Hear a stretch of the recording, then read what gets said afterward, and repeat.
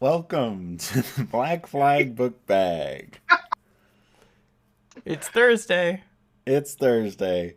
Today is May Day. Who knows if people are going to hear this uh, in like a reasonable amount of time, considering I still haven't edited the last episode. Who'd have thunk doing a weekly podcast, you'd Happy have to edit a podcast at some point during each week. Terrible. But happy May Day 2026, everybody. I hope you're Happy enjoying May- it. I know that 2026 is great 2026, year. We're all great year doing for great year for fantastic. workers. We're all, you know, the all labor doing movement has fantastic. accomplished so much in 2020, from 2025 to 2026. I will say I didn't expect such great worker support from our Lord and Savior J.D. Vance. The way he brokered the deal with China to form the United States of China, uh, really great. I have 4-hour workday. Wow, incredible. We haven't seen such a great China since the Tang Dynasty. Real. I'm Hermes. I'm Chloe, I'm Una.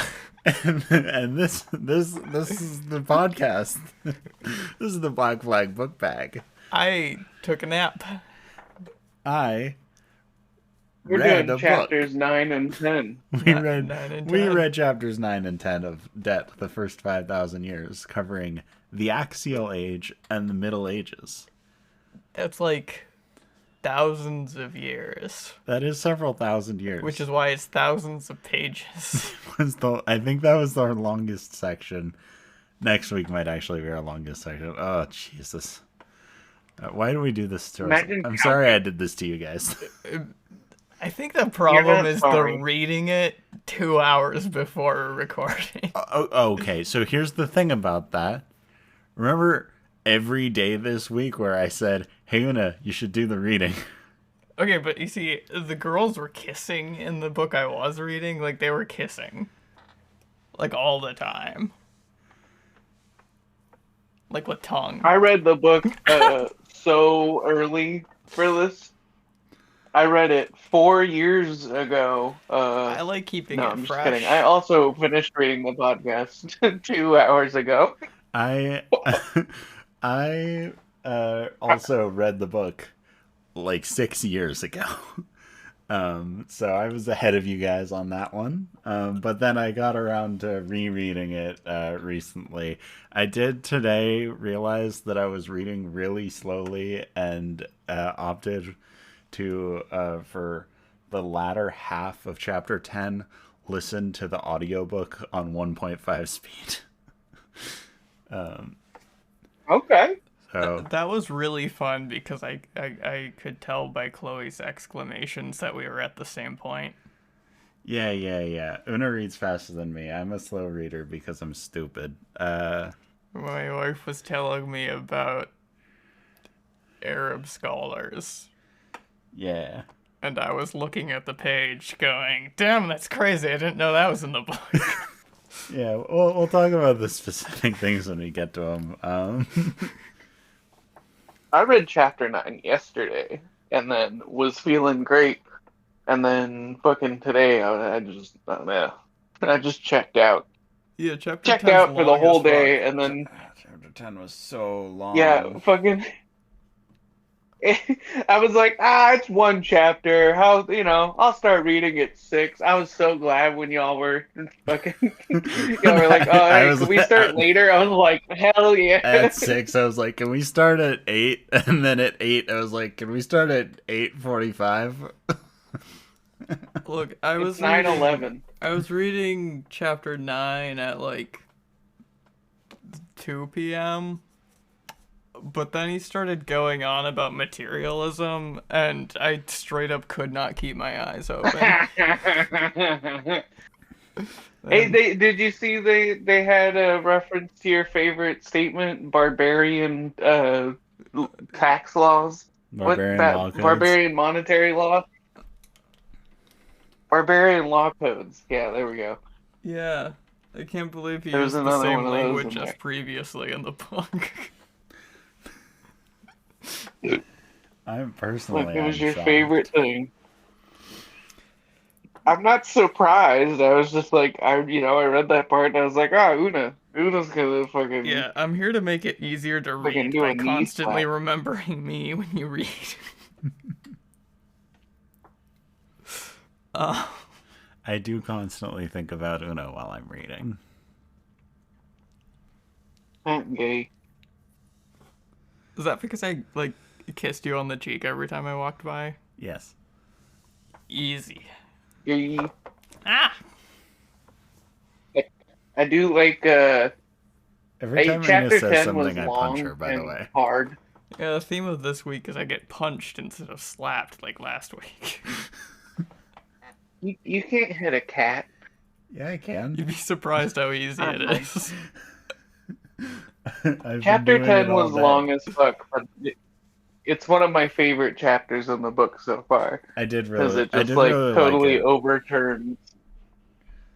It just absolutely overturns the like common conception of the Middle Ages Hmm. and like in Europe and the world. Like I I don't know. I feel like reading these books about like history and anthropology and stuff. I'm like hyper aware of all the stuff that I learned in history class, like in fucking high school and community college, and like fucking just like just totally because those are my favorite classes, so I paid attention. But just like totally just none of it like really fucking like we're taught everything backwards. We're only taught about Europe and Hmm. like the Middle East only comes up and like the fucking crusades and like it's just like oh Europe was like this desolate wasteland of all this shit and it's just like it's all wrong.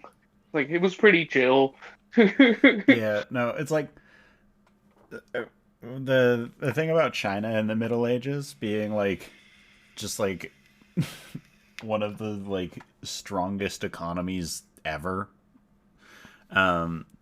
is so funny because history classes, and at least in the United States, uh, don't address this. They just talk exclusively about like ancient Rome and then the Middle Ages and then Silk Road. they say they're like the Silk Road exists and but don't say anything about it. Marco Polo Yeah, they only talk about China insofar as it like had exports. yeah, and then like at And some they point, never talk about the Middle East. oh yeah, they never talk about the Middle East. Like Never. The Middle the East is like like you talk about that in ancient history, and then that's fucking it. yeah, like it's literally not it's not surprising at all that like Americans have this view of the Middle East as being like backwards and poor or something like that, considering that they're taught literally nothing about it in school. Like Yeah, that's been the we're taught about propaganda since like the Crusades. yeah, we're taught about like ancient Mesopotamia, and then the Middle East doesn't exist until like the Crusades, and then once again it doesn't exist until like 1930. I think it's amazing how our declaration of bombing them back to the Stone Age was in fact followed through, as they still have cell signal, much as they probably had in the Stone Age. We can only assume that they have had. I mean, that wouldn't surprise me. Wasn't there somebody in like Egypt or something who made like a steam like turbine fucking engine, like the one that they eventually made trains out of, and made like a small one and was like, this is kind of shitty as a toy, and just fucking scrapped it. I was like, If I no I'm thanks. not going to recall, talk about Just steam having this engines. if I steam engine recall in ancient correctly, Egypt. like the first like or one of the first like proper steam engines was developed by like in the like the Ottoman Empire for the purpose of like uh spinning like Euro meat or something like that. Yeah. Well, I mean, that was one of the most like commercially viable extant steam engines in like pre-industrial society. People have been making steam engines for about as long as people could make stuff. and had fire. Uh, Yeah, it's not complicated. We do it all the time. It's a matter of scale. it's a matter of scale and having the metallurgical capabilities of Withstanding high pressure. yeah, exactly. Like people have been using various means of heat, steam, fire, wind, water to turn wheels for a very, very long time. Yeah, pneumatics weren't heavily studied until like the 18th century, but anyway, I'm not going to talk about steam engines. Feel free to talk about steam engines. Pneumatics. What happened to the old ones? Feel free to talk about steam engines. I know this is a podcast where we talk about stuff. We're reading a history book. Certainly autistic people can't talk about steam engines and trains. It's just That would be illegal. anyway. So anyway, going a little back, the Axial Age. What are our thoughts on the Axial Age? They probably had steam engines. Probably had steam engines. Especially, here's the thing, Actually, actually, that like, that I found a little off-putting to my understanding of history, is that Graeber emphasizes the Axial Age as being like. He doesn't. It's not necessarily. It's not necessarily that he's in disagreement, but that he just is emphasizing things differently, as being like impersonal and mechanistic, as opposed, and that's like, where the and the way that physical coinage and money and bullion assists in that relative to the prior era of credit systems, of the like ancient civilizations, as opposed to another historian I'm quite fond of, Lewis Mumford, who I've also been reading lately, who emphasizes the like ancient civilizations of like Mesopotamia and Egypt as being like the like first and like only comparable to the modern era, like the only era comparable to the modern era in terms of its implementation of megatechnics. Like ancient Egypt, the ancient Egypt that built the pyramids, was like the only civilization in history that rivals our own in terms of mechanization of humanity. Whereas, because that was like the first machine. Yeah, whereas like the way Graeber describes it, the like credit systems of the of these ancient civilizations were,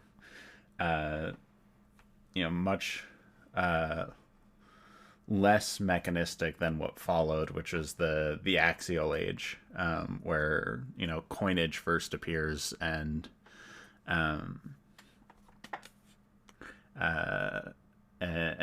the like world economy starts being run on war. I mean, if the numbers he's citing are to be believed, like it does come off very much as I don't know if you'd necessarily consider it being as mechanistic so much as like the instantaneous mobilization of armies was kind of insane. Like the just suddenly having armies of like tens to hundreds of thousands and just enslaving entire city-states because you won and they're your people now. And like that's it's big numbers of people considering the populations of those areas at the time. Yeah, I think that I guess how I'd say it is that with regards to the difference between Mumford and Graeber's analysis of these things is that like what Graeber's describing is the sort of mega machine that Mumford describes being less focused, but spreading out to a greater breadth of, like, you know, it's not just ancient Egypt and Mesopotamia that's doing it. Suddenly, all of, you know, axial Europe is doing it, and India and China. So yeah. Another thought I had while reading is kind of thinking, like, why did it take so long for, you know, this to happen, this like shift to the Axial Age of, you know, where they shift from credit to bullion, where suddenly there's a boom in philosophy, and suddenly all the major world religions that still exist today start popping up. You know, there's several thousand years of history between the first civilizations proper and this era. Why? You know, I was wondering, why did it take so long for, say, people to start doing the sort of philosophy that people were doing in China, in Greece, and India at this time? I kind of had a couple thoughts possibly as to what it was. Graeber offers one partial explanation, that literacy became more widespread during this time, but also, like, I'm pretty sure the way Graeber explains that is more that literacy was imposed at that time. So it's more of a result of the same factors that led to the bullion than wasn't really explained as like suddenly people were, like, for other factors they became literate and then these things followed. It was more that, like, the literacy was in tandem with the philosophy and the bullion and the militaristic governance. I mean, specifically with regards to the philosophy, I think there's also the explanation that people have always been asking these sorts of questions and thinking about these sort of things. It's just with more widespread literacy, they only just then started writing them down. I think philosophically, I think philosophy for the most part just follows, like, social institution. Anyway, like, every philosophical trend is pretty much just a reaction to a social trend that pre-exists. So, yeah. You know, and then there's also the explanation of, like, technology, that, like, you know, including institutions as technology as well. New institutions and new forms of money and new, you know, advances in farming or travel or whatever come up, and that leads to people asking these sorts of questions because of, you know, society changes as a result of those, and thus society suddenly new and weird. Society. You still with us? No. No? No. No society. Oh. No, I was trying to look for a quote in chapter 9 that referred to why all philosophy came from the Axial Age, but I gave up on finding it. It had to do with like the ability for upward extraction or something. Like, people were just rich and had a bunch of free time, so they were like, I'm gonna, like, do intellectualism. Oh yeah, for sure. It's like Uno. Break out the wild quote, please. The Greeks were quite right that civilization requires slavery or whatever. Yeah. So, like, if you ask 10,000 people what civilization is, they'll give you 10,000 different definitions. But, you know, one, like, common idea of it is that civilization either enables or it is enabled by, or, you know, one of the factors that composes it is the existence of some class of people to some extent who can dedicate time to philosophizing, thinking about the world, thinking about life, writing about it, doing, literature, poetry about it, whatever. And so, the Axial Age is notable for societies being based largely around having a huge class of slaves, which also enables a huge class of not slaves, largely located in cities, where they get to be philosophers or whatever. We get that cool thing of establishing towns, urbanization as an extraction of rural wealth in a way, which I'm opposed to. We shouldn't do that. Yeah. I'm a firm believer that cities exist as a nexus of I guess traversal of any given plane, and that's fine. But when they start extracting, then you should burn them down. Yeah. Una's digging through book. Hermes was digging through book. Might still be. I think it was in that materialism section. Which one? Materialism 1. Your favorite section.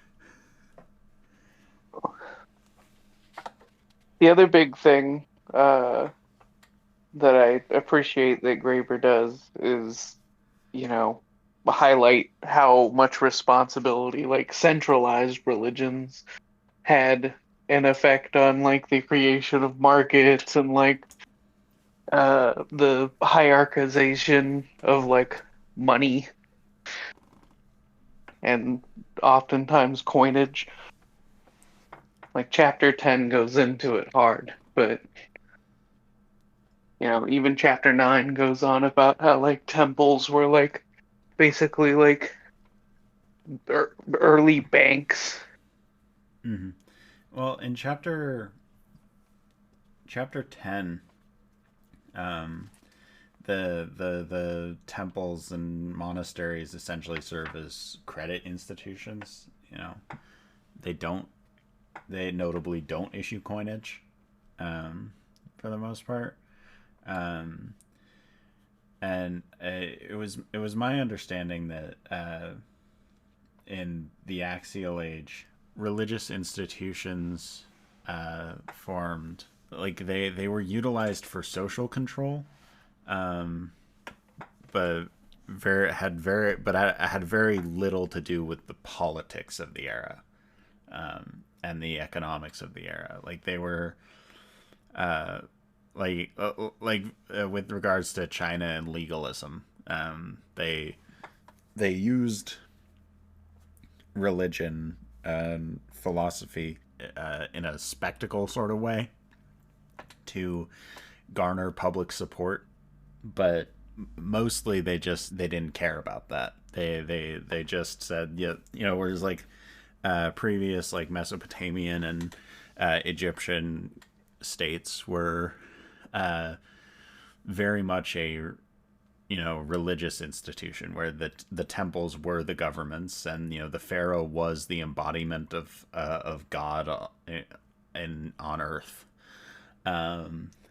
In the Axial Age, on the other hand, they kind of used that language, but in their political treatises, among the political classes, they acknowledge that no, the state exists for the amassing of wealth by its rulers. We do not necessarily care about the divinity or the spirituality of this. It's money, baby. In the what is it? In like the first subsection of chapter 9, Graeber talks about how like most of the time coinage initially spread, it was initially just held by the temples and the rich, but then through like war, it usually dispersed everywhere through soldiers and soldiers pillaging. They like took all the coins from the temples and the wealthy, and that dispersed it. Dispersed it to the wealthy at Yeah, home. but Yeah, like very much the thought experiment that was presented in an earlier chapter. If I recall correctly, it was like chapter 3 or 4, where the soldiers get paid in coins.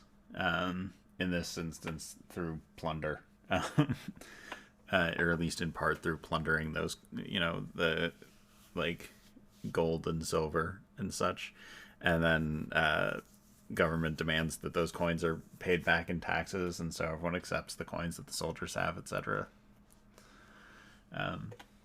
So if we looking at the history of the Axial Age, at least we find that that is exactly just what happened. Coins. The Greeks just had fucking rivers flowing with electrum. What's with that? Is that where like all their mythology comes from? Like, yeah, why did they have rivers flowing I thought with that was a electrum? fake. I thought that was a fake metal. I thought that was like mithril. every mithril is the exception. Mithril's just aluminum. Yeah, honestly, but I think mithril and maybe adamantium, which is clearly fake bullshit because it's just called strong. Unlike strontium, which is a real substance. Perhaps they are the same. Who knows? Or perhaps adamantium is just tungsten. I'd believe it. But yeah, most mythological metals are real things. Often I don't believe it. because electrum becomes like this whole like fantastical element because like it's the thing they used for coins and nothing else. It's clearly some sort of magical, definitely not like an alloy of silver and gold. That anyway. Electrum is banned in the TCG, but it is legal in Master Duel and in the OCG. Mountain copper is just an alloy of gold and copper. So Greece's electrum's a perfect tie into the first subsection, which is about the Mediterranean, which is the first area of the Axial Age that Graeber focuses on. Oh yeah, are we following an outline? That's what we did last time. Yeah, we kind of sometimes do. We kind of sometimes don't. I was way too sleepy when reading that section to actually take any notes. My notes don't start until I posted. Yeah, I don't care. All right. They're your notes. They're for you. It's okay. I'll look at your notes. My notes are for me. Mine. I won't share them. Well, just for I have them divided into subsections and shit. If you need a reminder, I'm not saying read my notes off, as the podcast, but just if you need like a reminder, okay, well, fuck you. Anyone have any thoughts on the Mediterranean? Well, we'll just go random then. Why would anyone have any thoughts on the Mediterranean? Well, Hermes I like the description of the military coinage slavery complex as like a term. Oh yeah, I like that. Just the dominant system in the Mediterranean. He's like the evil cousin to the military-industrial complex. Oh yeah, the evil cousin. The evil cousin to the military-industrial complex. It gets worse. Yeah, like one's evil, but like the other one's also evil because it has like slavery in the name. I suppose evil cousin doesn't necessarily imply that the initial isn't also evil. They could be each other's evil cousins. No, it's just, you could be evil and also have an evil cousin. Yeah, exactly. No. I think they are just the same thing. This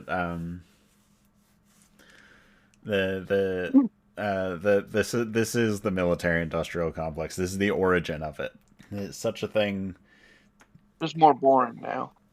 Yeah, such a thing has persisted for several thousand years now. That ultimately it's profitable to kill people. Profitable to kill people, and it's profitable to do so to build weapons and armies of such in exchange for money, money, Money, money, money, money, money, money, money, money. baby. Actually, this is brought up later. I can't remember if this happened in chapter 9 or 10. I think it was 9. Where he talks about the Mohists, Mohism. I don't know how it's pronounced. Modi, Chinese Oh, philosopher. Moism, the what about the I think they just put universal the H good? there because I'm not sure if the H is supposed to be like pronounced or not. I think it's just a So just like a hyphen. No, glottal stop kind of. it's an apostrophe. That's what it Yeah, is. yeah, Moism. yeah. So Moism, where they're like, they determine that like, uh, that war is against like, it is actually unprofitable or something like that. Like a war, we should oppose war because it, um, you know, of the cost of it, the societal cost, et cetera, et cetera. Using the logic of the market against itself.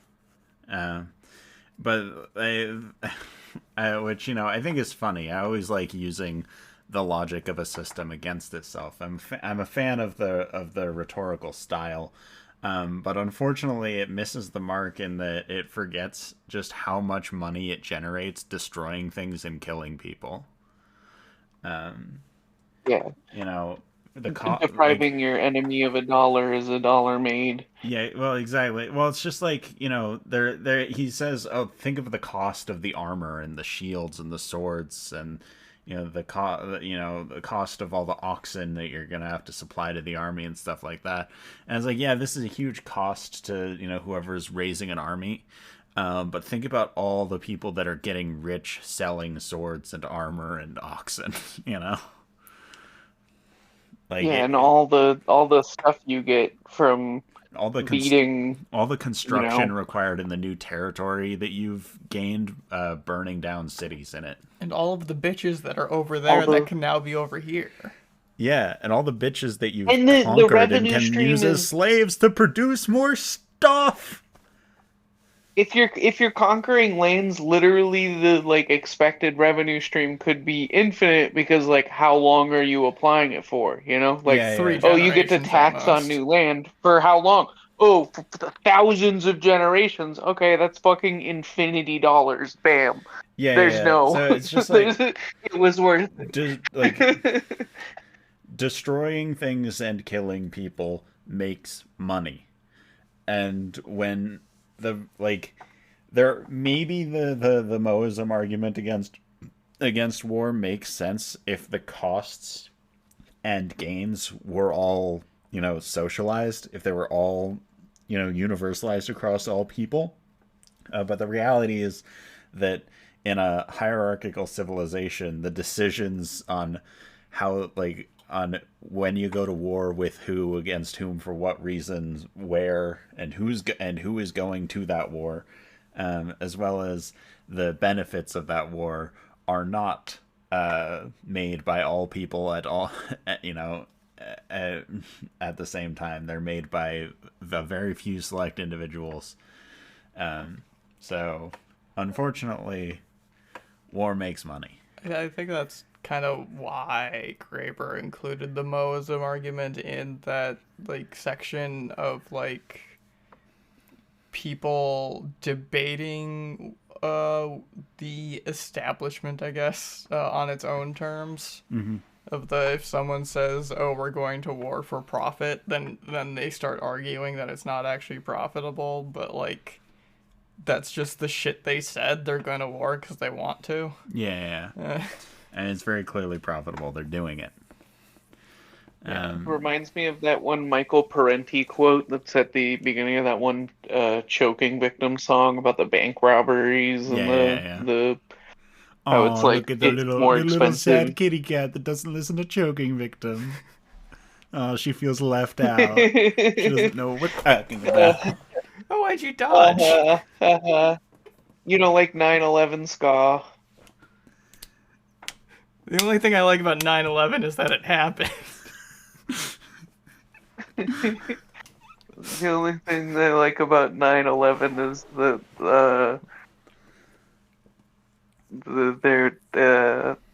there was 9/11 of them. Hell yeah. The only thing I like That about one sounded better 9/11 in my head. is the Leftover Crack album cover. That's what I was thinking of. Leftover crack, not choking No, victim. no. Oh You're no, I talking fucked up. no. You're talking about Choking Victim. They're the same band though. So, no, Choking Victim is the one with all the Michael Parenti quotes on the album. Okay, good. Yeah. No, you're not stupid. Producer, go ahead and edit that to make it sound like I'm smart. Producer. I'm editing it to make you look Producer, I'm stupid. gonna need a laugh track. No. You're gonna put the womp womp noise in it. No. No. I do like the fucking what's it called when you put forth something whatever the idea that Graeber puts forth that like in the Mediterranean, like Rome,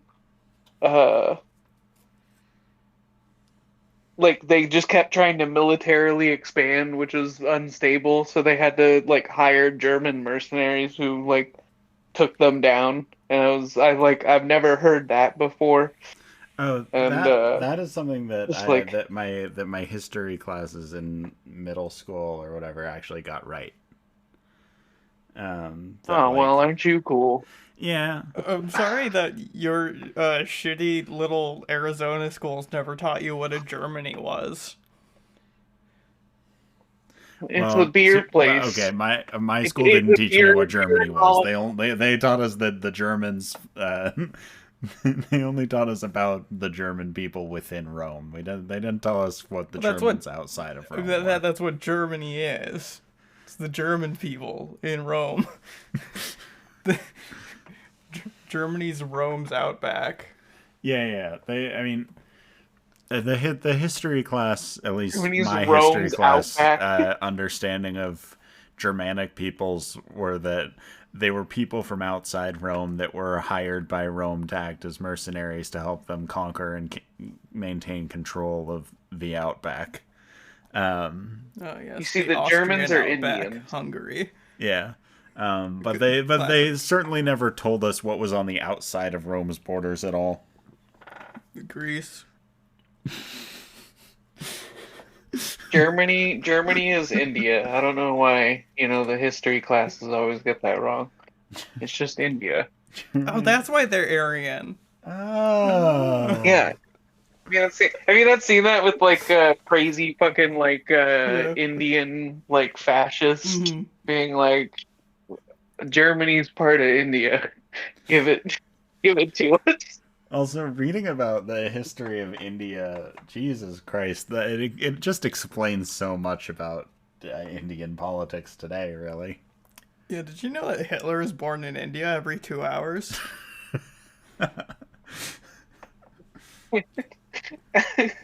Editor strike. Oh my god, there was a crazy statistic. There was a crazy fucking much love statistic. to the people of India.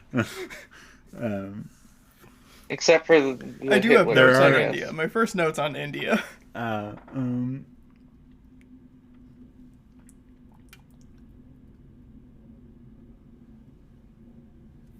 Yeah, I agree. Maybe I should have read your note out loud before I stated my opinion I'll on read it. it out loud. Yeah. I never really got castes, but I suppose from the perspective of creating an ingrained notion of inherently unequal groups of people, it makes sense as a social institution for maintaining control. Though that's the part I don't get about it. How does such a thing have such an insane staying power? Right? Like, they developed this idea of castes, like, what, almost 3,000 years ago? And, like, it's like kind of still around very much. Why does the bigger caste not simply eat the smaller caste? Why would, like, if someone just like told you from birth that, by the way, we are the lowest of the low inherently, by just like we were designed by God, by nature, to be less than these other people, why would you be okay with that? Why would you, like, what? I would simply behead the French. That's what it all is. Right? That's what it all is. That's the Christians. That's all of Christianity right there. It's just, but you are terrible. You're awful. Well, the thing is, you just have to make the people... Indian caste system makes it so explicit, though. Like, no, okay. The Christian thing says that you are inherently bad and that you are lesser, but you are lesser than God, and that like the people who get closer to God and your king is God. Yeah, but like the king is literally God. Okay, you know, nobody fucking believed that shit. I mean, yeah, that's, you know, but well, it is the divine right of kings and shit. I imagine people believed it. Divine right of sometimes. kings was like barely a fucking treaty between the church and the royalty. The thing about according to Catholic dogma, the thing about like Christians' notions of inequality is that we're all equal in the eyes of God, and that's why it's okay that, you know, we have these insane hierarchies. Is because we're all, you know, because we all have the same, we all end up in the same heaven or hell, whatever, you know. It doesn't matter if people are, you know, starving while other people are rich, because at the end of it all, we'll all, you know, we're all equal in the eyes of God. Hooray. Whereas like Hinduism, and this is based on my reading of this book. I have not looked into Hinduism too much, so I can't speak too authoritatively on it. But it just says we're not all equal in the eyes of God. We're, you know, we all belong to these very specific social castes. You know, so get fucked, I guess. They're both ways of justifying hierarchy and saying get fucked to the majority of people, but they do it so drastically differently, and the Hinduism one does it so explicitly, like in a way that's just unfair.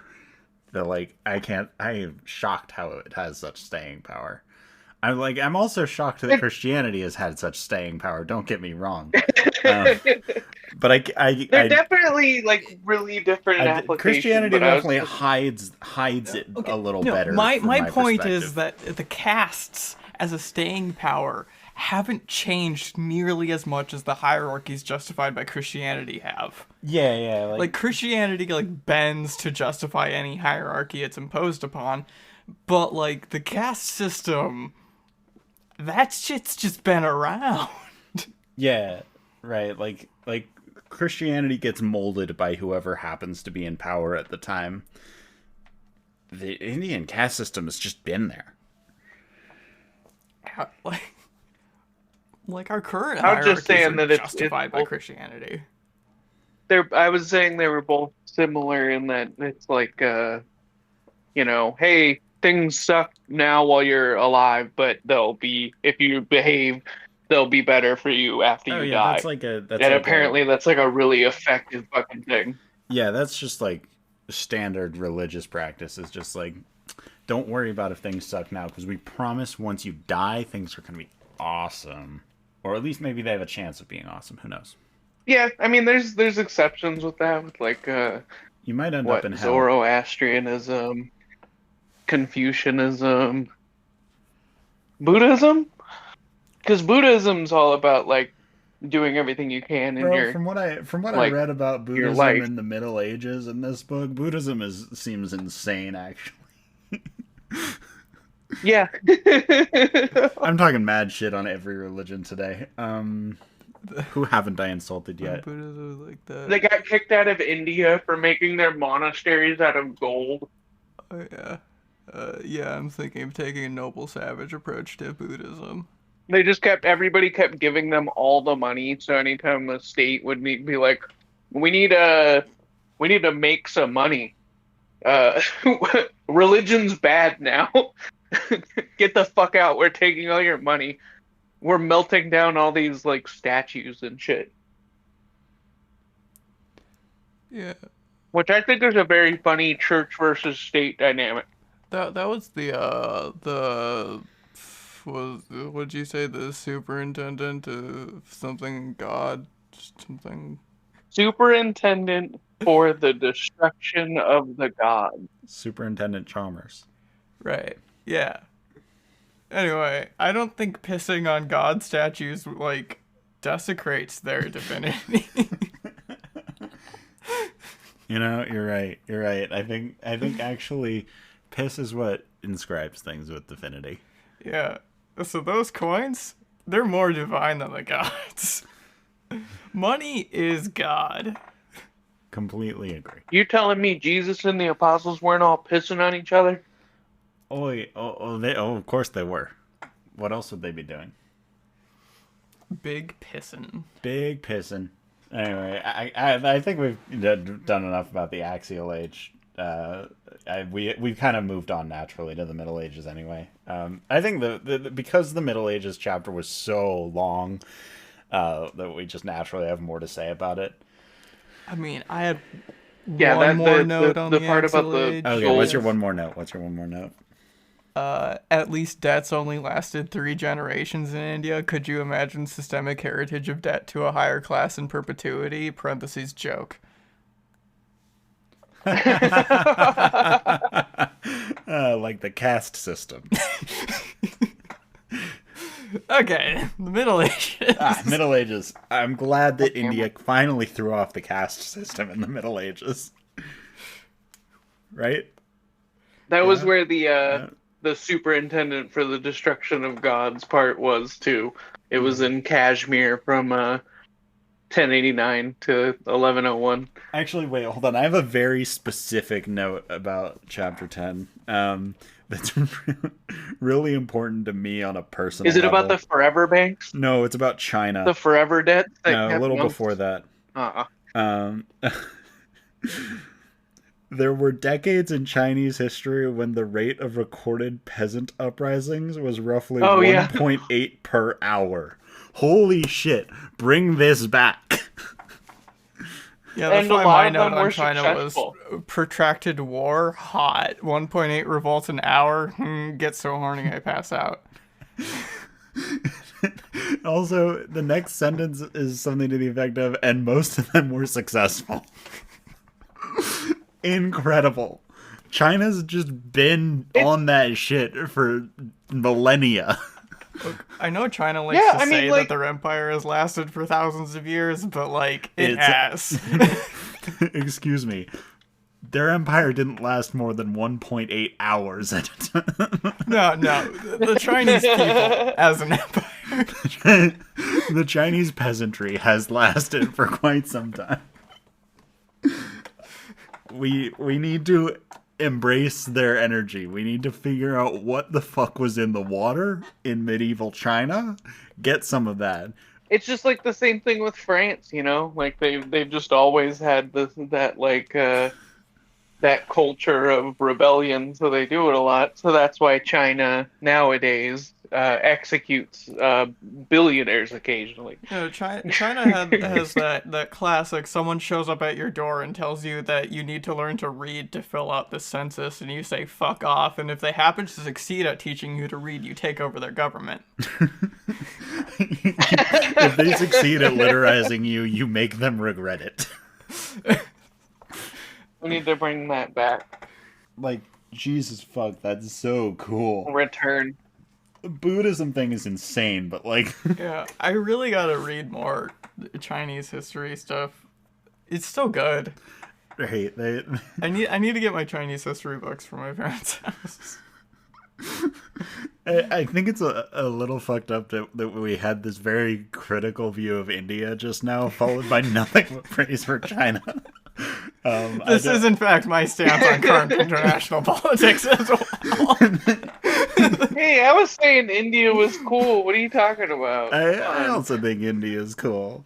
However, was talking about 1.8 how peasant dope it was uprisings per hour. Come on. sorry. Yeah, China's the goat.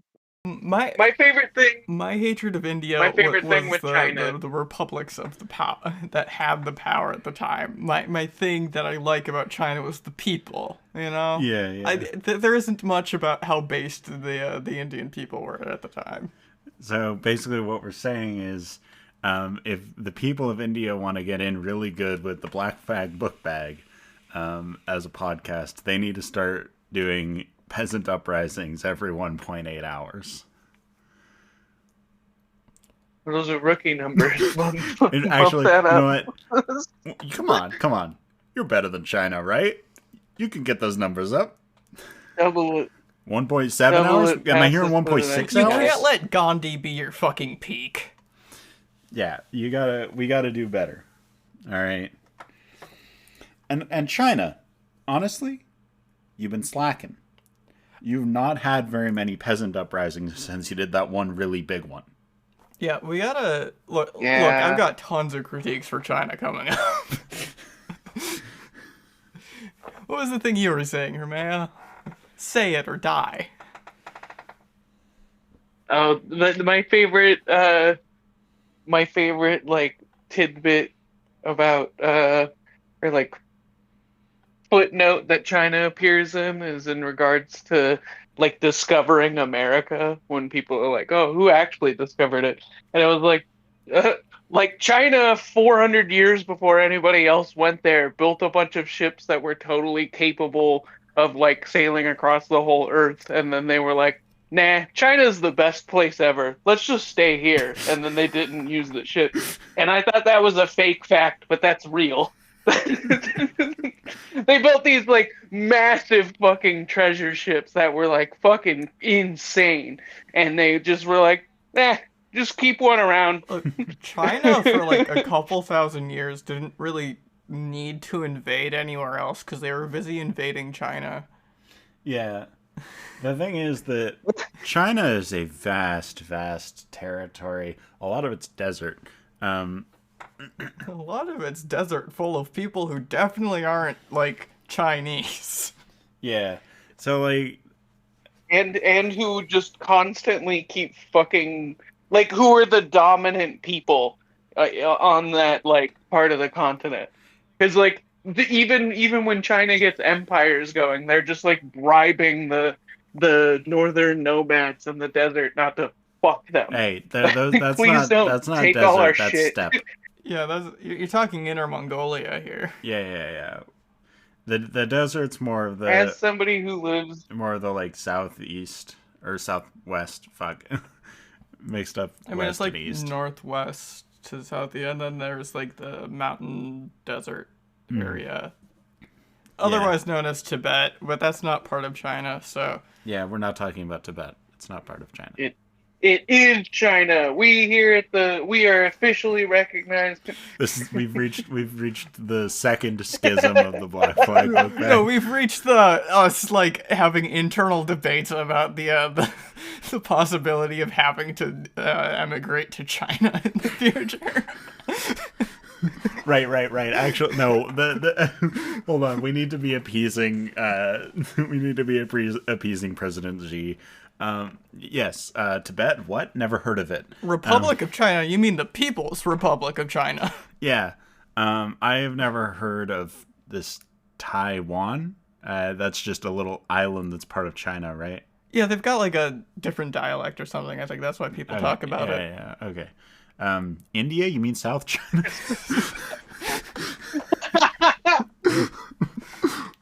The South China Sea, I thought that was an ocean. The South China Ocean, yeah. Hong Kong, China. China, yeah. Washington, D.C. China. Yeah, you know what they say, from Vladivostok to the Indus, it's all China. Going around the other way, right? All Give China the East always Coast has to China. been. That's what I learned from reading Debt the First 5,000 Years, is that we need to give the East Coast to China. As an And the West. As an anarchist, I am opposed to all states, and I do not align ideologically with any of them. However, speaking comparatively, China's been one of my favorites lately. Speaking of anarchism, China ended this book. I say this all the time to people. I was reading this on my phone, and the app I have for reading it on my phone happens to at least partially include the endnotes as footnotes.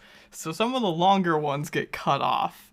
So the footnote about the tillers I did see, but it got cut off. So it basically just said that they just wrote like treatises on agricultural equipment. I don't know if there was anything else to say there. I say that to people all the time about how like China's comparatively better. Like, I'm like, if some genie or some shit came up to me and was like, all right, do you want to live in the Soviet Union or America? Or like China or America? Like, who do you want to like take over the world? I'd be like the other one every time. Because it's like, yeah, I'd still be like, fuck the president. We need to like challenge the government, but at least like people's needs are fucking Yeah, met. I You will know? oppose the state in any state I live under, but that doesn't mean there aren't states I'd rather live under. Let's see, they seem to have flourished around the same time as Modi, the founder of Maoism. The tillers ultimately vanished, leaving behind mainly a series of treatises on agricultural technology. But they had a tremendous influence on early Taoism, which in turn became the favorite philosophy for peasant rebels for many centuries to come, starting with the Yellow Turbans of 184 AD. Eventually, Taoism was displaced by messianic forms of Buddhism as the favorite ideology of rebellious peasants. Also, the description of the market is CNC. No, it's CMC.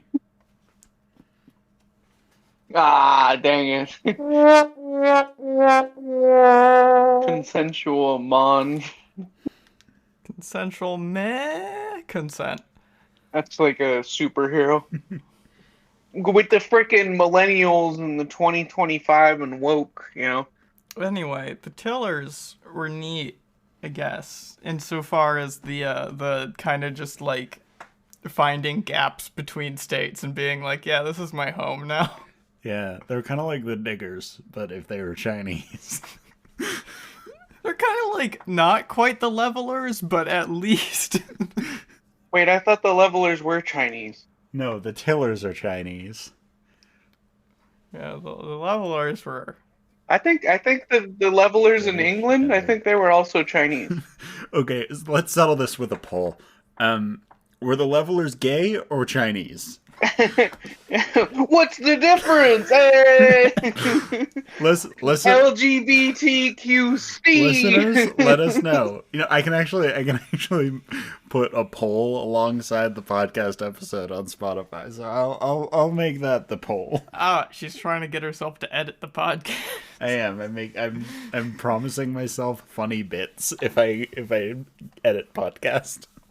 Anyway, Chinese Buddhism in the Middle Ages. What's with that? Yeah, it kind of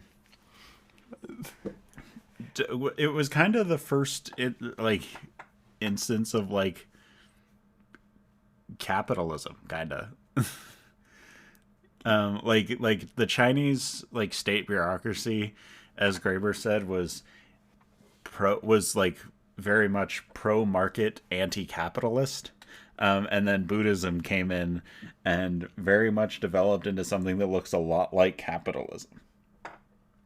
But with more ritualistic self-immolation. Yeah, but they set themselves on fire more frequently. And did lots of debt stuff. Ritualistic Lots of debt stuff. Ritualistic self-immolation as a manner of self-sacrifice to ease the woes of the people. Yeah, I'm thinking I'm taking a noble savage approach to Buddhism.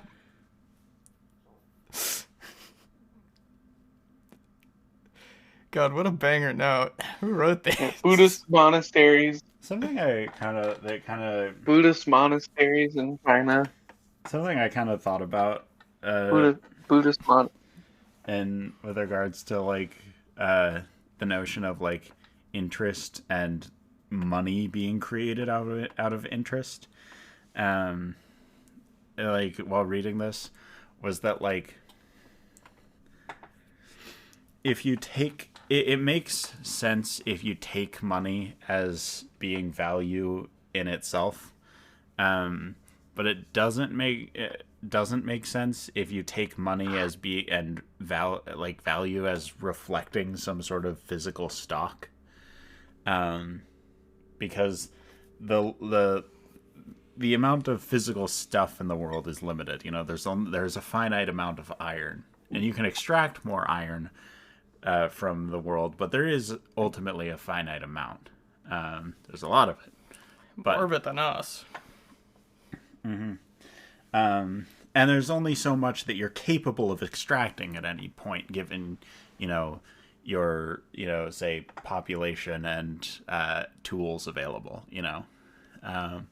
And same with like arable land, and technological improvements are one way of increasing this, but barring technological improvement, which isn't always necessarily guaranteed at any point, it's not always guaranteed that we're going to find a better way to farm. At some point, we will be able, at some point, not necessarily we will achieve this. We'll approach this point where we can't get any more out of the land, so if we take money as reflecting some sort of physical stock of value, eventually at some point either you can't create anymore, or you have to create value from a source of theoretically infinite value. So you can always extract, and the way that I thought of that was like you can always extract more from a person. A person, the value of a person's life is an infinite stock it's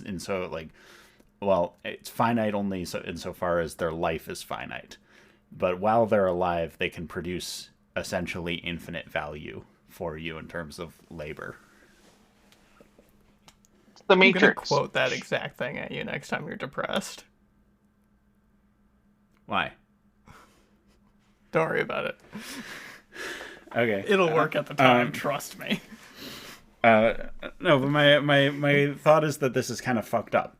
Yeah, no, I get it. Because if you loan a person, 100 pounds of rice or something, whatever, or 100 pounds of barley, whatever, and over time through plowing their fields, they pay you back the barley, but you're charging them interest, and so they owe you more than that, and so now you have an infinite source of revenue from this person's life. The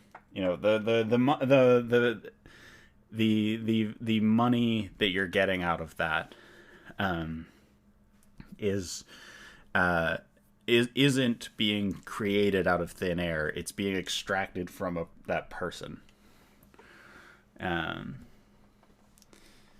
That's where the value in it is coming from. Are you rehashing the later narrated debate of Christians talking about whether or not usury is a sin? A little bit. I mean, that's where the thought kind of came from, is also like, it was just about like usury and where the value in usury comes from. And so I've decided that I believe in the labor theory of value. But only of my very specific interpretation of it. Only insofar as it allows me to say that charging interest on things is evil. I liked the selflessness is dependent but inverted companion to selfishness. That's neat to think about. Yeah. And my thought there about like humans as an infinite source of essentially speculative value is not necessarily something that I think must be true. because I don't think that money reflects a physical stock of value. But it's just a thought I had while reading, I guess. And only more thinking about it will determine for me whether or not I think it's true. She's market pilled, everyone. What? What? No, I'm not gonna. You squished my segue. I'm not gonna fucking. Yeah, but no, I'm gonna please do my ride your segue. segue right into the next No topic. segue for you. Wow, look at that, a perfect segue. Okay, I will, just because I want to talk about sacks. I want to talk about sacks. All right. None of us are going to But talk about the the selflessness the near west. Oh, I did like his framing of the Islamic world as the Near West rather than the Near East. I thought that was funny, and also accurate. Yeah, we're skipping over my great joke about how someone should have invented a way to sell shares in the inexhaustible treasury of a temple. Right into Islam. Yeah. I don't have any notes on that, actually. No, I felt like they kind of just did it right. I felt, Yeah. No notes. No notes. Perfect. Near West. Near West. You didn't even have notes on when they invented checks and they called them sack. Oh, because I don't make fun of words. They called them socks. No, they're sack. S-A-K-K. Sack. I think it was interesting that they... Hey, I got a sack for you, and then write a check. I think it was interesting the juxtaposition of China and Islam, the Islamic world, as being the bureaucratic Chinese state as being pro-market, but not pro-capitalism and not pro-free market either.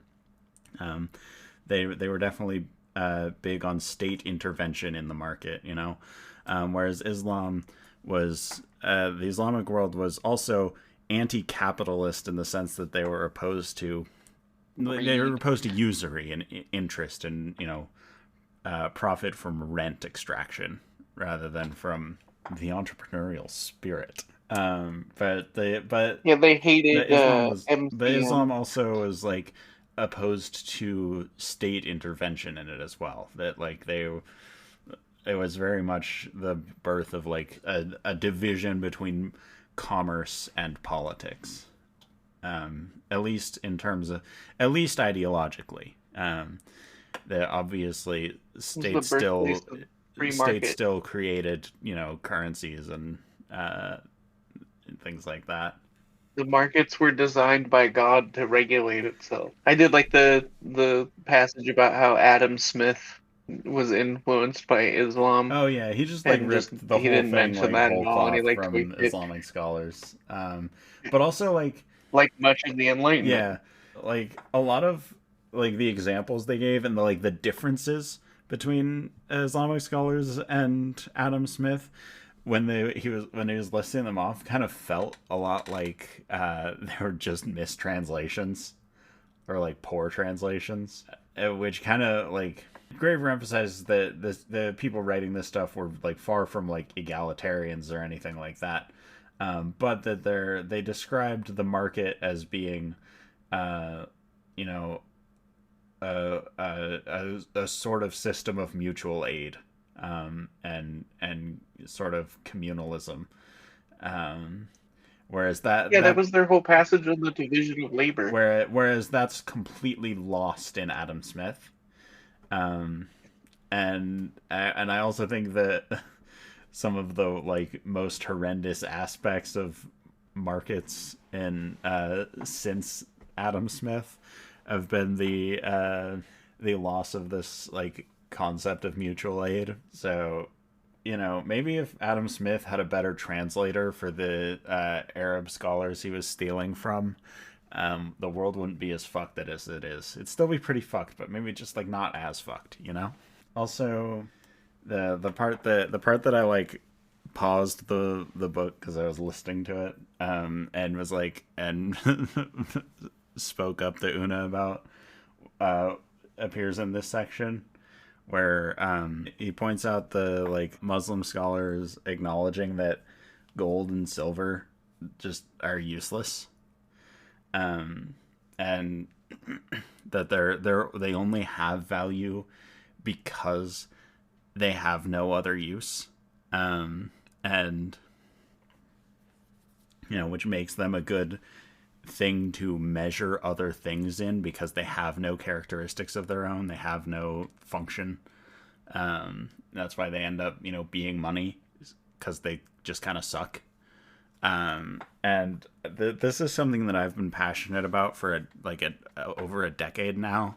That like everyone freaks out about gold having real value or something like that, real worth. And in reality, gold isn't anything. Gold doesn't do anything. Until like the last 100 years, we had literally no use for gold. Now we use it in like electronics sometimes, and that's it. But nowadays we use it in electronics, but we certainly didn't use it in electronics 3,000 years ago. I always yell at people nowadays when they're like, "Oh, I don't trust like the banks or like money systems, so I'm gonna go buy a bunch of gold." It's like, okay, so if people lose faith in money, what makes you think they're not gonna do the same thing with fucking gold? Like, what are you talking about? You can't. Or when people just keep using money? You can't build something out of gold. It doesn't work. Gold sucks. Gold is neat for making little pieces of cute jewelry out of because it's malleable. That's what you were talking about. But yeah, like every time I bring this up in like economics and political economy circles, the first thing they always say is, "Oh, we use it in electronics nowadays. It's very useful for that." But it's like no one acknowledges this, that like gold doesn't mean anything. Gold isn't useful for anything. Graphene's actually better than gold for that. Anyway, so you're talking about for this reason, he explains God created dinars? Yeah. Dinars and dirhams. Yeah. Coins made out of gold and silver, two metals that are otherwise no good for anything. But nowhere else does it really actually mention the gold and silver part, other than the fact that those are just what those are made out of. Mm-hmm. So I didn't really immediately jump on that because I guess I'm not like that obsessed with devaluing our greatest metal of all time, gold. Just so you know, it's also very useful medically. It can solve alcoholism.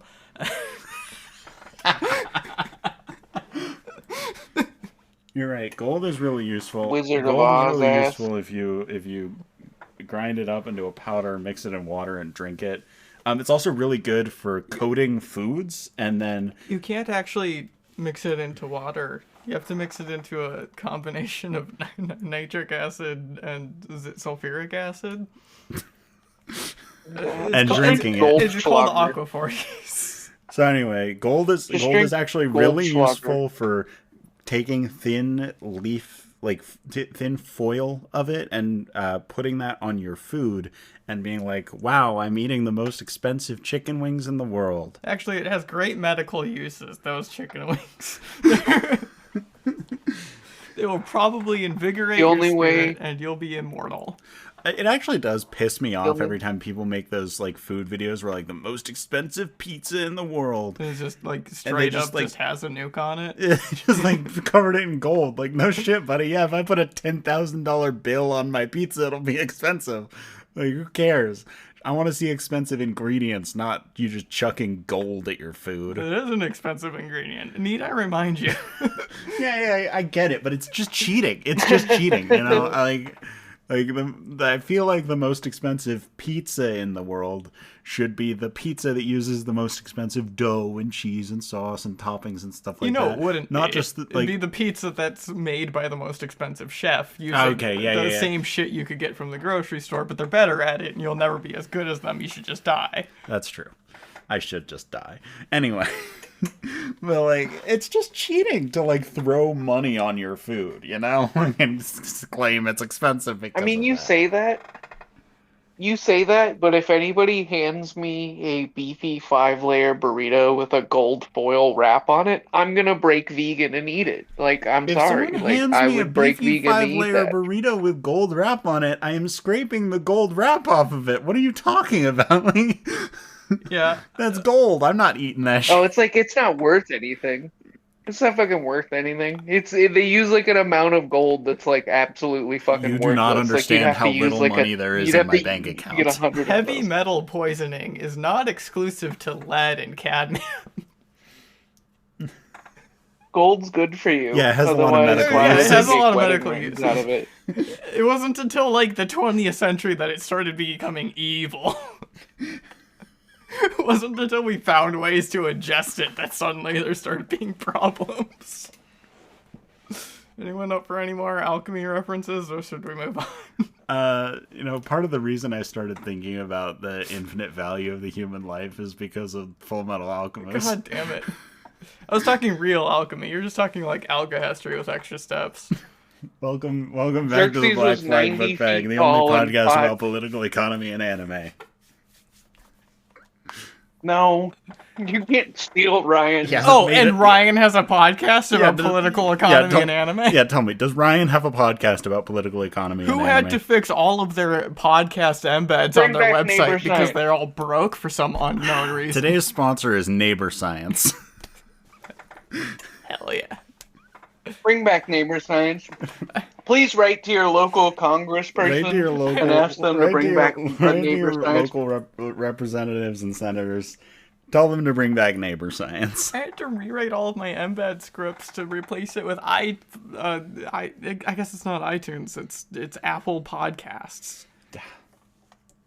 Apple Podcast embeds. Terrible. Anyway, do we want to get back to the book at all? I don't know. We skipped my cool thing about how I think stringing coins is cool. Oh yeah, I think stringing coins is also cool. I think it's fucked up that they did a low denomination and then proceeded to have a very similar market to places where they had higher denominations. Whatever. We won't think about it. I think we should put holes in the middle of our money. I think Yes, it's very fun. bring back money holes. Aren't some of the yen coins still have the holes through them? I think it's like a pretty fucked ass denomination that has it though. It's not like the good ones like the 100 or 500. I don't know. Okay, I guess Australia has a 20-cent piece. the fake numismatics fan. Everybody go harass Drunky D. Luffy on Blue Sky to bring back neighbor science. I'll do it right now. He even has in his fucking bio former host of goated podcast Neighbor Science. He's fucking teasing us. Just dangling it there. Ah, my podcast. I do agree with the whole money thing, It's good shit. The whole money thing. Yeah. Yeah, I would love to be able to string coins together rather than having to go get like a cardboard tube or whatever that a banker has to sign. Bankers don't have to sign it. What the fuck are you talking about? Yeah, then you have to pay them like $5 for the signing fee. What have you been doing at banks? You can just And they're like, meet me out back. you can just get a machine to do that for you. Like, it's not even like electronic or anything. You just buy the empty tubes in like massive fucking bags of them, and then you can just put them in like a little coin sorter, and you just fill them up. What's up with bankers always making you have to have gay sex with them in order for them to change your money into coins? That's what I'm the fuck saying. is with that? That's so crazy. You wouldn't believe the amount of dick I've It's like, sucked oh, you gotta have sex in with order me to in the withdraw alley. cash I don't from a even bank. count bankers in my body count at this point.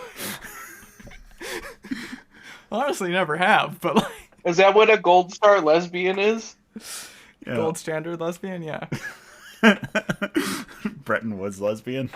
Anyway, medieval forex markets. I think we could go back in time and crash The the Chinese Far West. economy through forex trading. No, I just think that, if you want the real forex trading experience and you're a time traveler, Champagne, great place to go. They apparently just had forex markets. Hell yeah. I actually feel like if you want to do forex trading in the ancient world, axial Greece is probably the way Oh, to yeah. go. Like, every city issuing its own currency. It's a playground. And you can jokingly refer to the coins by what's on their face. True. Yeah, like I'll trade you 5 owls for that eagle or whatever. Honestly, if I acquire a time machine, that's going to be one of the steps. You know, after I kill William the Conqueror, I think like the next thing is go back to axial Greece and Just do Forex trading. yeah, Lose all my money in Forex markets. lose all of my money in ancient Greek Forex markets. But then the block quote about it said Danzig, so I got like immediately sad. Oh, like Glenn. Ugh.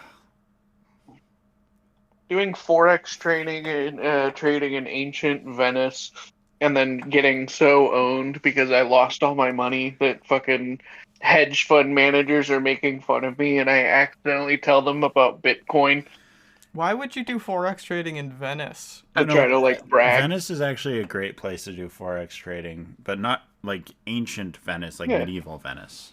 I just think, Oh, axial Venice then. No. Medieval, not axial.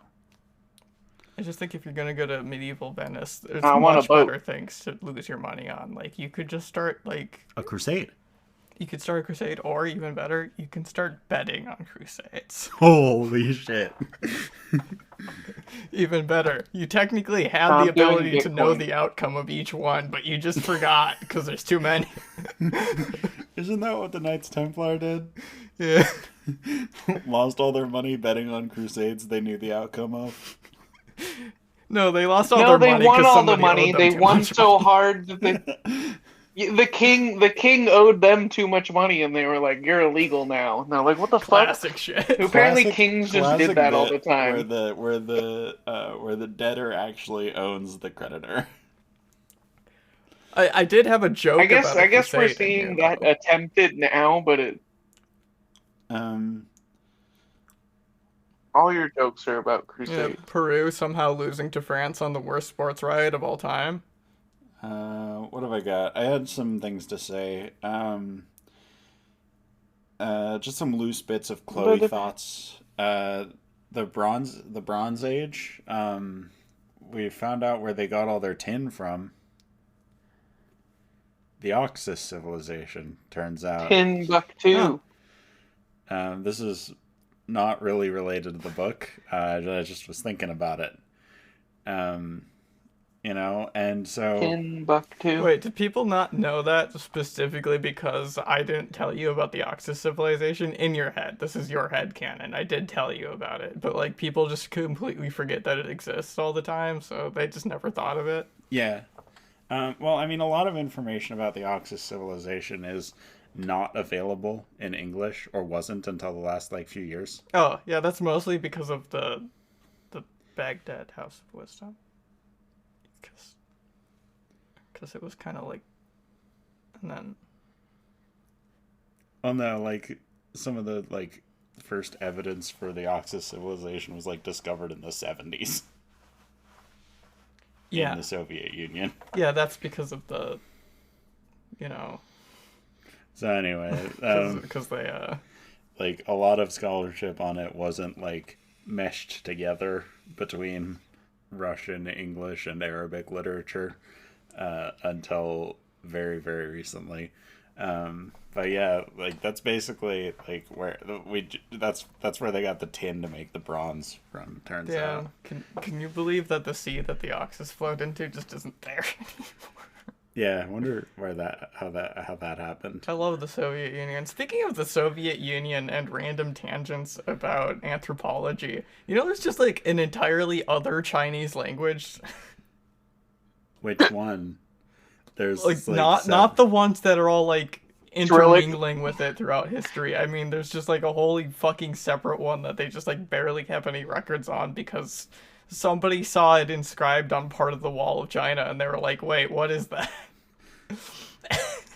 And people have done research on it, but a lot of the research was stalled because Soviet researchers who were into it went missing. And also, a lot of the research on it was collaborations between Chinese and Soviet researchers. Huh. They kind of had a little bit of Secret a Chinese falling out. language. Yeah, so it kind of stalled for a while. That's really interesting. No, they were killed to maintain the secrecy, the Well, yeah, most because this closely because the held because the secret of secret the Chinese Chinese government. language that they don't want you to know about was actually the language of the Finno-Korean Empire. It was where they got it from Mew. The China is holding the torch of the Lemurian time sorcerers. They're protracting the time war. I'm sorry, I actually That's had why a they had different so many. segue That's how into they had bringing up the 1.8 Finno-Korean revolutions a second. Empire planned, but I didn't. I can't You believe gave me you'd the be so perfect one. fucking wrong. They don't want them to know about it because nobody wants like the world to know that all languages originate from Basque. That's actually true. The universal language family, Basque. Yeah, it's just that like Basque in Spain? Basque nowadays uses a Latin script because of its location, but that Chinese script that looks kind of like Chinese but isn't was the original. The original Basque script, of course, that makes sense. Yeah. Spain? No, Basque. Last guy who Isn't that tried to say Spain? that was Spain kind of went up and Yeah. If you listen, if you refer to the Basque country as being Spain for enough times, your car is going to get blown up Good. Cars are bad. with you in it. Good. Keep in Good. mind. Oh no. Okay, so now we've had time to sit with it. What is our review of my sports riot joke? I thought it was pretty good. Thanks. I think 7 out of 10, maybe 7.5. Yeah. Yeah. I mean, It was great. I totally understood it. once upon a time there was a sports riot in Peru. I didn't remember it correctly because I was reading a different book. I wrote it down as Brazil, but it was Peru. And it was a pretty big deal. I think it was 64. Sure, I don't know anything about sports riots. Oh, it's the one. Okay. It's the sports riot that people talk about when they talk about sports riots. Crazy that it wasn't in, like, Philadelphia. Yeah, well, I mean, places that just have them occasionally don't count. The big one was in Peru. Anyway, they bunch of knights at a at a jousting tournament or whatever, just going fuck this and doing a crusade and besieging Constantinople. That's the real. It's so good. Like 20 guys. 20 drunk guys who lost. Here's the thing. If I was at Yale jousting, and I was, like, not doing so hot, I'd be like, I would actually just turn to the homies and be like, y'all want to, like, do a crusade instead? Oh, I just came up with a new time travel bit. So you go back to Champagne in this era, and you just start a superstition that the armor of losing knights is cursed. Oh. You immediately crash the secondhand market at the jousting tournament. Also, for the record, my definition of doing a crusade with the homies would be, like, going to Britain and fucking... Well, in this case, they were doing a crusade and then just veered off course and invaded Byzantium. Which one was the children's crusade? Was it 9? 9/11, yeah. Yeah, 9/11. So I would go back to the children's crusade and give them all like AK-47s with a bunch of ammo, Give them AK-47s just because it would and be meth. really funny if they won.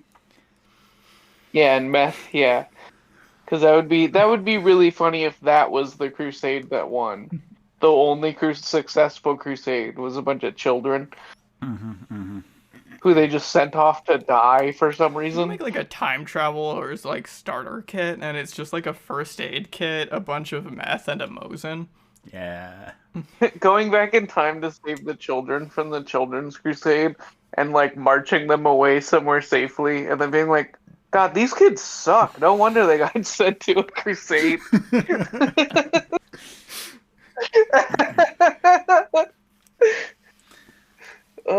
Okay, another Speaking have another crusades. important time travel stop. I'm gonna introduce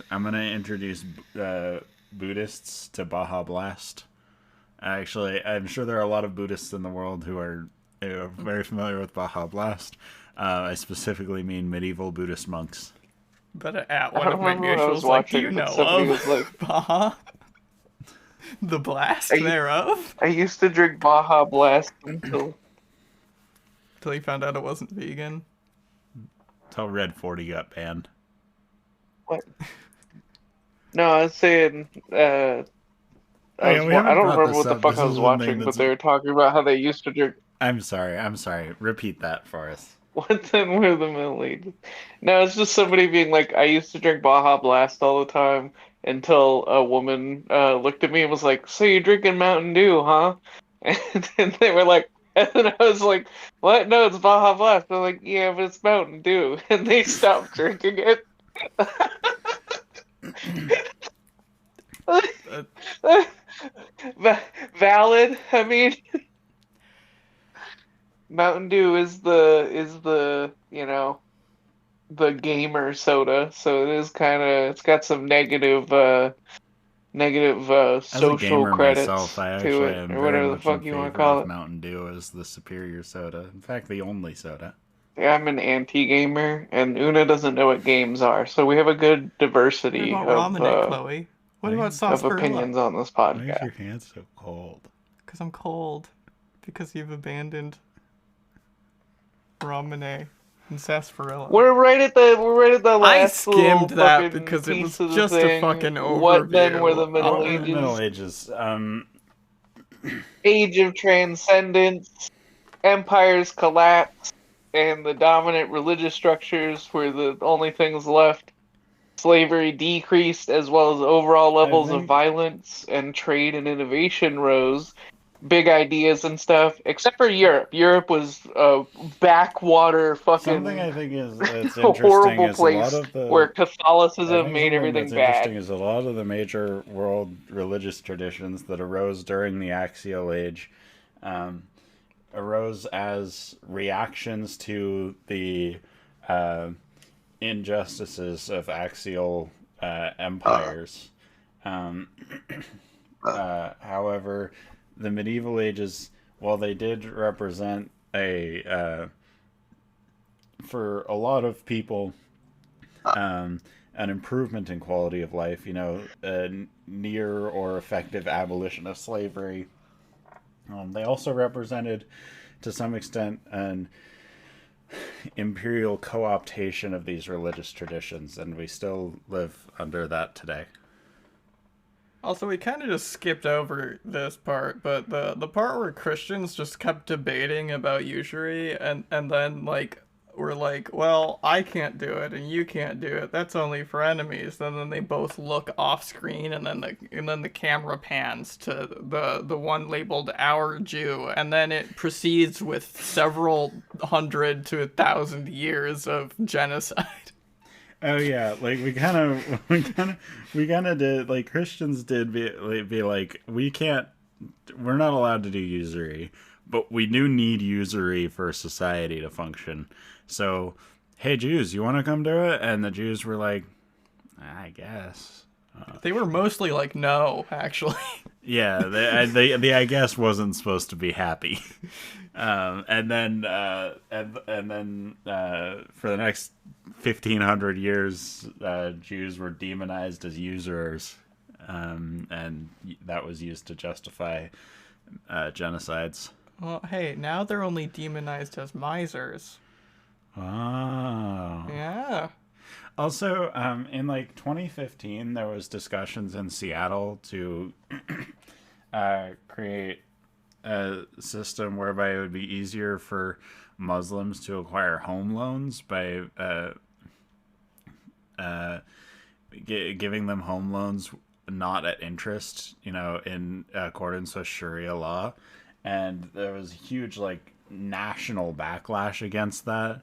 Because people were like, "Oh, Sharia law is coming to America," and and I still think about it to this day because it was the stupidest thing I've ever heard.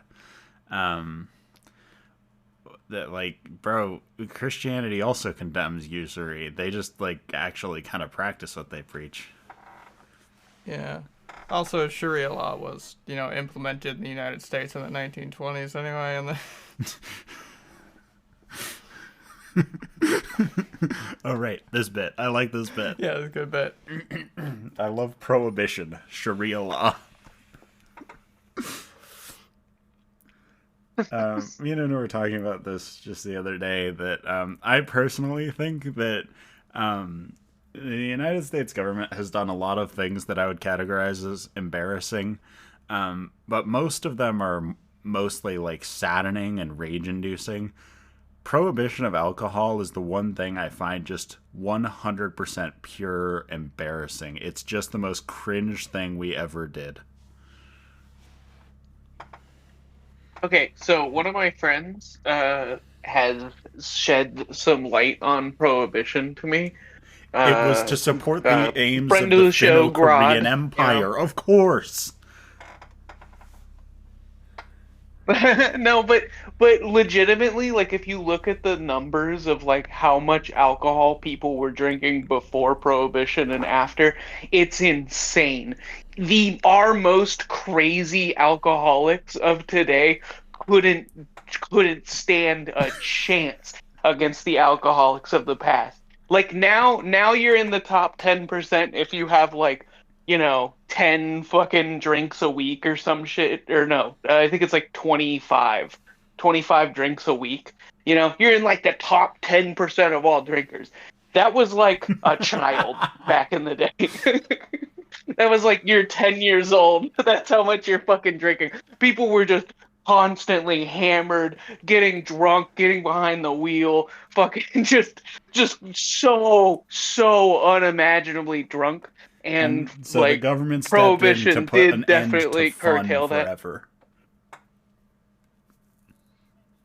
Well, it was women. It was women probably largely tired of, getting abused by drunk Have they considered getting men. drunk to drown their problems? If they considered killing their husbands, You just have to get drunk. yeah, instead of banning alcohol, they Yep, should have legalized they murder. definitely Honestly. did. They should have legalized murdering your husband. Exactly. Yeah, Prohibition's had a bunch of shitty, sucky stuff, but I do think about that. Anyway, banning alcohol is cringe. They should have just legalized killing your husband. Also, if you don't want people drunk driving, you know what's a 100% guaranteed way to prevent that? Ban driving. Yeah, it wasn't even like a big thing at the time. Driving. Yeah. I imagine in the 1920s, driving did just mean drunk driving. I can't imagine that they did anything besides. Why else would they drive? Too drunk to walk. The car just goes straight on its own if you don't touch it. Yeah, right. Exactly. Car just goes. You don't have to like figure out how to walk. Walking drunk hard. Your legs aren't moving the way you want them to. Hard to maintain balance. Car goes forward, maintains balance, all on its own. Easy. And then the chapter ends off with a bunch of rambling about the meaning of symbols, but this isn't a book about that, so I kind of just skimmed it. But I will say that there's clear evidence that, God, how do you pronounce that? Dionysius? Dionysius? Dionysus? Something like that, yeah. Dionysus? There's too many letters for that. It's not French, it's Greek. Where's it? Yeah, anyway, Dia something. Yeah, he clearly saw God with his own eyes, and then spent a long-ass time going, y'all wouldn't understand symbols until you accept the fact that the divine isn't necessarily beautiful. Real. That was the naked barrel guy who yelled at Alexander the Great a Diogenes. bunch, right? Damn Yell it. at Okay, Alexander never the mind. Great. Diogenes was So cool as fuck. anyway, another thing they bring up is Italian merchants developing joint stock corporations. Oh, yeah. So that's cool. That's where capitalism starts, and here is where capitalism ends. Yeah, that's right, Buddhists. You get a pass. Yeah, we're giving China a pass because there isn't a continuity between the Buddhist temples essentially doing capitalism, and then Italian merchants doing capitalism. Like there's just a lack of continuity between them. They just both independently developed capitalism, and eventually the Chinese merchants, or the Buddhist monks just kind of stopped. Whereas the Italian merchants led to the creation of the Dutch East India Company, and now we're here. Everything's bad because of Italy. So fuck Italians. This is my eternal thesis. Fuck Italy. Fuck pizza. I'd fuck a pizza. Oh, there's a couple sitting around, so if you need if you need some release, Today's episode of the Black Flag Book Bag is sponsored by Domino's. Christ. We can't keep doing No. I want to order pizza tomorrow. You've convinced me I'm ordering Domino's pizza from a better Science. pizza company tomorrow. So anyway, make sure to bug Ryan. Stop calling it Danzig. What should they call it instead? Gdansk. More like Gdank. Hanseatic League rep.